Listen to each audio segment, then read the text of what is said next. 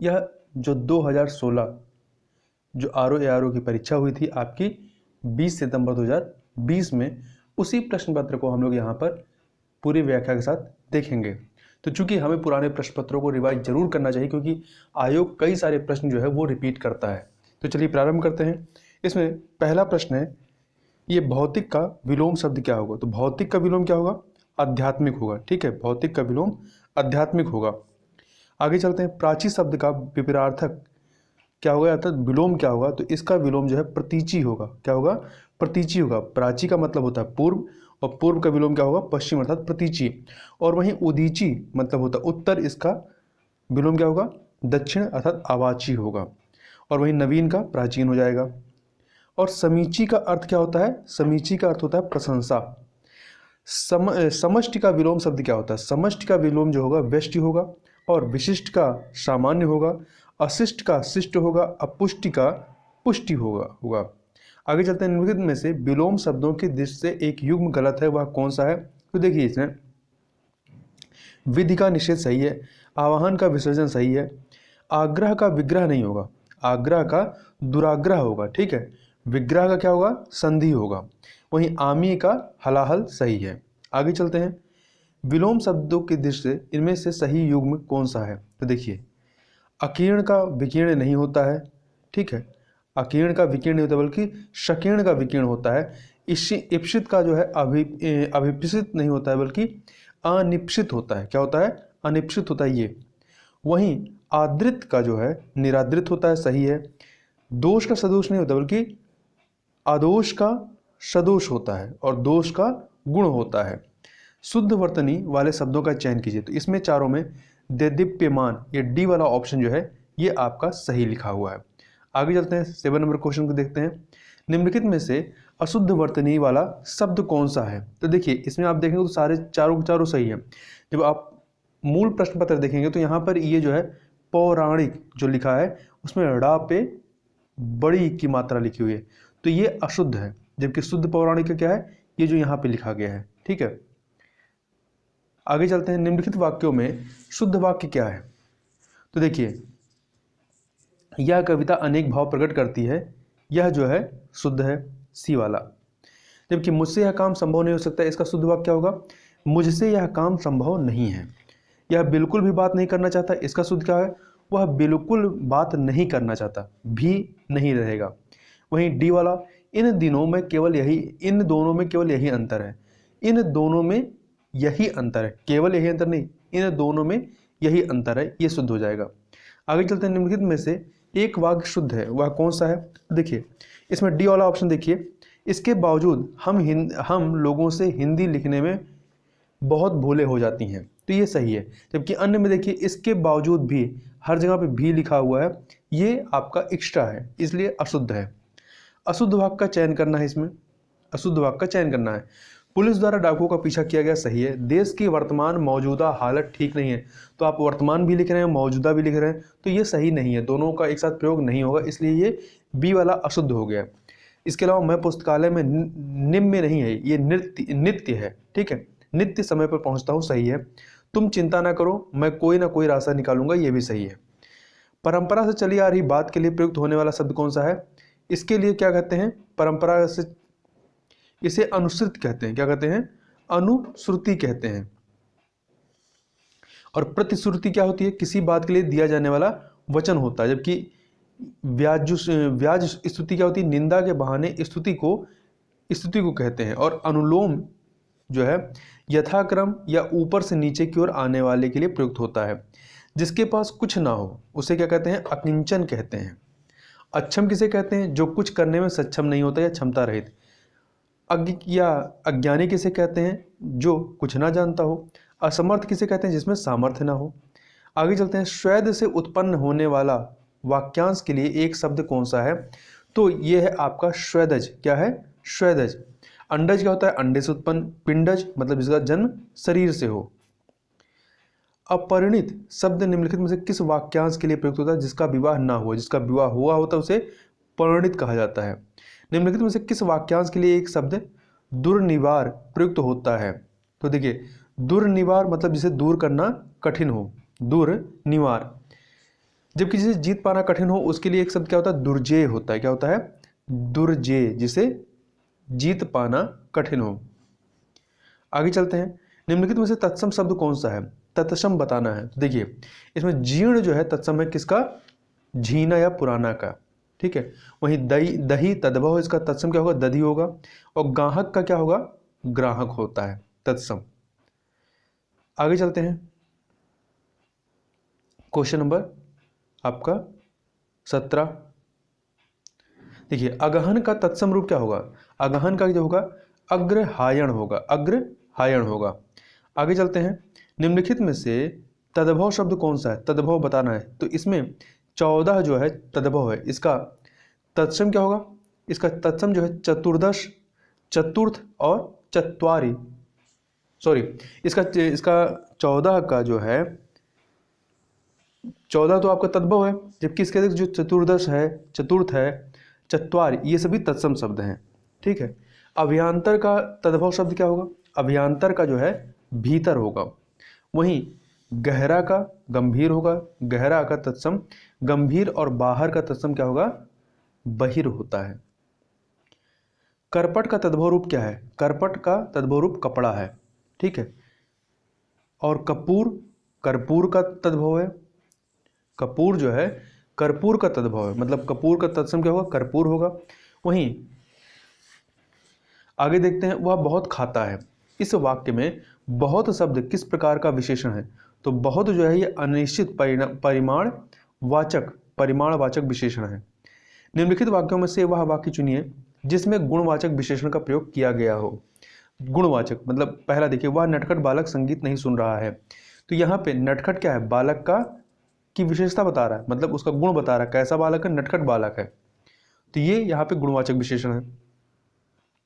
आगे चलते हैं, अगला प्रश्न है, सतीश चंचल बालक है। इस वाक्य में चंचल शब्द क्या है, तो ये गुणवाचक विशेषण है, गुण बता रहा बालक कैसा है, गुण मतलब उसका गुण क्या है, चंचल है वो।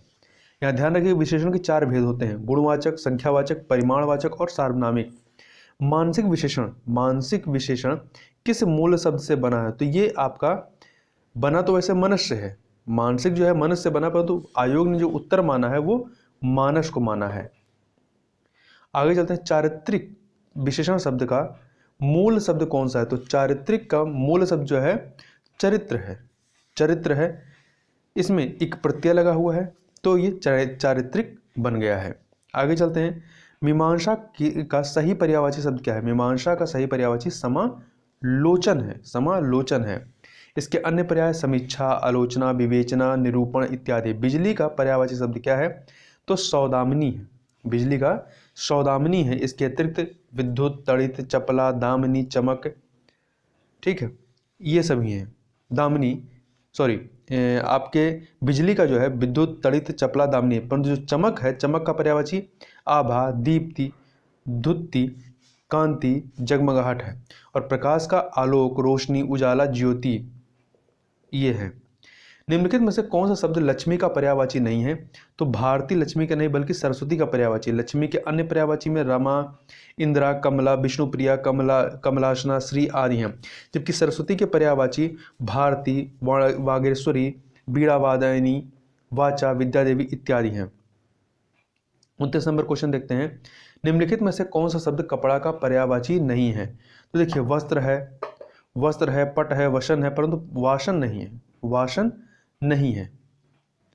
निम्नलिखित में से कौन सा शब्द मेघ का पर्यायवाची नहीं है, तो पयोधर है, जलधर है, वारिधर है, परंतु दामोदर नहीं है, होता है, ठीक है। दामोदर वैसे भी अशुद्ध शब्द है, इसका शुद्ध शब्द क्या होगा, दामोदर होता है, जिसका पर्यायवाची जनार्दन, चक्रपाणि, विशंभर, मुकुंद, नारायण, केशव, माधव, चतुर्भुज इत्यादि हैं। अगला है आविर्भूत। आविर्भूत का सही विलोम शब्द क्या होगा, तो आविर्भूत का तिरोभूत होगा, क्या होगा, तिरोभूत होगा। वहीं अनास्था का विलोम आस्था, अनेकता का एकता, अनावृष्टि का जो है अतिवृष्टि होगा। क्षणिक का सही विलोम क्या होगा, तो क्षणिक का क्या होगा, शाश्वत, क्षणिक का शाश्वत होगा। अल्प का अति होगा, क्षर का अक्षर होगा, विमुख का उन्मुख होगा। अग्रज का विलोम शब्द क्या है, अग्रज का विलोम शब्द क्या है, तो अग्रज का अनुज होगा, अच्छत का विच्छत होगा, अटल का चंचल होता है। निम्नलिखित में से विलोम शब्दों की दृष्टि से एक युग्म गलत है, वह कौन सा है? शब्द निम्नलिखित में से विलोम शब्दों की दृष्टि से, ठीक है। तो देखिए, मौन का मुखर, शानदार का सर्वनाक सही है, बर्बर का शब्द सही है, अनुचर का परिचय नहीं होता क्योंकि अनुचर परिचय दोनों का ही मतलब सेवक से है, तो यहाँ पे डी वाला सही नहीं है। आगे चलते हैं। विलोम शब्द की दृष्टि से इनमें से एक युग्म गलत है, वह कौन सा है? तो देखिए, आमित का परिमित, सत्कार का तिरस्कार, आच्छादित का परिछत्र नहीं, परिच्छन्न नहीं होता बल्कि आच्छादित का अनाच्छादित होता है। क्या होता है? अनाच्छादित होता है, तो ये सी वाला सुमेलित नहीं है। जबकि सुख का दुख होता है। वर्तनी की दृष्टि से शुद्ध शब्द कौन सा है? तो इसमें देखिए, शुद्ध शब्द क्या है? विवर्त जो है आपका शुद्ध है। चिन्ह आप देखिए इस प्रकार से लिखेंगे, हाँ में आधा ना होता है। अनुग्रहित, अनुग्रहित नहीं होता बल्कि अनुगृहित होता है। बिरहणी, बिरहणी जो है इस प्रकार से लिखा जाता है, हा पे छोटी की मात्रा होगी। शुद्ध वर्तनी वाले शब्द का चयन कीजिए। इसमें आपका ज्योत्सना, डी वाला ऑप्शन जो है ज्योत्सना, ये सही है। वर्तनी के दृष्टि से कौन सा शब्द अशुद्ध है? तो देखिए, कोमलांगी सही है, सम्मिलित सही है, अनुग्रहित सही है, उत्कर्षता ये सही नहीं है, उत्कर्षता नहीं बल्कि उत्कर्ष होता है। आगे चलते हैं। निम्नलिखित में से एक शुद्ध वाक्य कौन सा है? प्रत्येक विद्यार्थी को चाहिए कि वह हिंदी की अनेक पुस्तकें पढ़ें, सही है। हर एक विद्यार्थियों को, तो यहाँ हर एक सब में लिखा हुआ, ये शुद्ध नहीं है, ठीक है। तो यहाँ पे केवल पहला वाला शुद्ध है, अन्य नहीं है। अगला है, निम्नलिखित में से एक वाक्य अशुद्ध है, एक वाक्य अशुद्ध है, वह कौन सा है? देखिए, सी ऑप्शन पढ़िए। उसके घर के पास एक मिठाई की दुकान है, ये गलत है। उसके घर के पास मिठाई की एक दुकान है, ठीक है। इसके साथ मोहन गेहूं पिसवाने चक्की पर गया, सही है। निर्दय व्यक्ति से मित्रता नहीं करनी चाहिए, ये भी सही है। आगे चलते हैं। जिसका कोई शत्रु नहीं जन्मा हो उसे क्या कहते हैं? अजात शत्रु कहते हैं। क्या कहते हैं? अजात शत्रु कहते हैं। अजय जिसे जीता ना सके, शत्रुजयी ये जो होता है जिसने शत्रु को जीत लिया हो। शत्रुविहीन जिसका कोई शत्रु ना हो। खोज करने वाले इस वाक्यांश के लिए एक शब्द क्या होगा? अन्वेषक होगा। क्या होगा? अन्वेषक। 42 नंबर क्वेश्चन देखते हैं, ठीक है। जिसकी ग्रीवा सुंदर उसे क्या कहते हैं? सुग्रीव कहते हैं। क्या कहते हैं? सुग्रीव। पृथ्वी से संबंध रखने वाला पार्थिव कहलाता है। सुधीर का अर्थ धैर्यवान होता है। जिसका अनुभव इंद्रियों द्वारा ना हो सके, इस वाक्य के लिए शब्द क्या है? तो इसे अतेंद्री कहते हैं। जिसका अनुभव इंद्रियों द्वारा ना हो सके उसे अतेंद्री कहते हैं। इंद्रियों को जीतने वाले को जितेंद्र और इंद्रियों को जीतने वाले को जितेंद्र कहते हैं और इंद्रियों से संबंधित को ऐन्द्रिक कहा जाता है, ठीक है, ऐन्द्रिक। अगला वाक्यांशों और उनके लिए प्रयुक्त शब्दों के निम्नलिखित युग्मों में से सही युग्म का चयन कीजिए। जो स्त्री अभिनय करे उसे अभिनेता नहीं अभिनेत्री कहते हैं। जो व्याकरण जानता हो उसे क्या कहते हैं? वैयाकरण कहते हैं। वैयाकरण ये लिखा हुआ है। आंखों से परे को परोक्ष या प्रत्यक्ष कहते हैं। आंखों के सामने को प्रत्यक्ष कहते हैं। तो इस प्रकार से डी वाला और लौट कर आया हो को प्रत्यागत कहते हैं, ये सही है। आगे चलते हैं। निम्नलिखित में से तत्सम शब्द कौन सा है? तो देखिए, तत्सम शब्द का पूछ रहा है। ओष्ठ जो है ये तत्सम है। होठ तद्भव, इसका तत्सम ओष्ठ होता है। जबकि उत्साह का उत्साह होता है, उजला का उज्ज्वल होता है, उल्लू का उलूक होता है। परिवा का तत्सम रूप क्या है? परिवा का जो है प्रतिपदा है। क्या है? प्रतिपदा है। निम्नलिखित तत्सम शब्द तद्भव शब्दों का जो है वो संगत युग्म कौन सा है? तो देखिए, पर्यंक का पलंग, ये आपका सही है। जबकि खरपट का खोपड़ी नहीं होता, शक्तु का सत्य नहीं होता, शक्तु का सत्तू होता है। घोटक का जो है घोड़ा होता है, घट का घड़ा होता है, मतलब वो सुमिलित होंगे। आगे चलते हैं। निम्नलिखित में से तद्भव शब्द कौन सा है? तो तद्भव आंसू है। आंसू का जो तत्सम होता है वो अश्रु होता है। क्या होता है? अश्रु होता है। एकत्र का इकट्ठा होता है, वानर का बंदर होता है, उच्च का ऊंचा होता है। कपित्थ का तद्भव शब्द क्या है? कैथा है। क्या है? कैथा है। ये एक सेकेंड, कैथा है।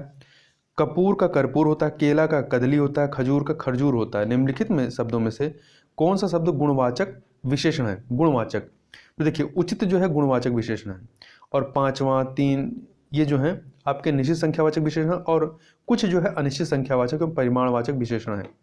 निम्नलिखित में से कौन सा विशेषण संज्ञा से नहीं बना है? तो देखिए सुंदर जो है ये संज्ञा से नहीं बना है। निम्नलिखित में से किस वाक्य में उत्तमावस्था गुणवाचक विशेष का प्रयोग किया गया है? तो पहला, परमानंद कक्षा में सबसे होशियार छात्र है, तो उत्तमावस्था है ना, तो सबसे, इसलिए सही हो जाएगा। आगे चलते हैं क्वेश्चन नंबर 53 पे 54 पे। सौर किस मूल शब्द से बना विशेषण है? तो ये सूर्य से बना है। निम्नलिखित में से कौन सा शब्द विशेषण है? तो निम्नलिखित में से आपका आग्नेय जो है ये विशेषण है, आग्नेय विशेषण है।